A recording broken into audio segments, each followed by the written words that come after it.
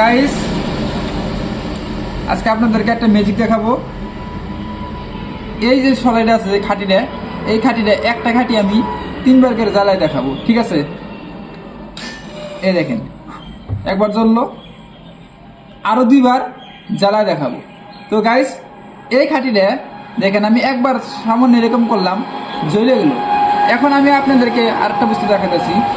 এবার আমি 2টা খাটি নিছি, এখান থেকে 2টা খাটি নিছি।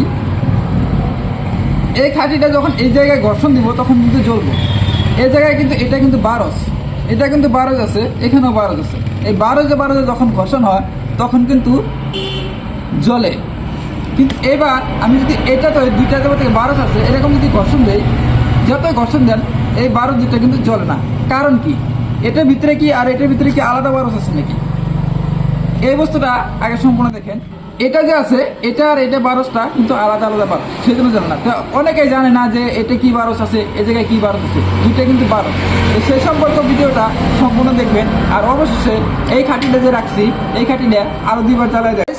তো এটা আমি বস্তুটা আপনাদের ডিটেলস বলে দিতেছি।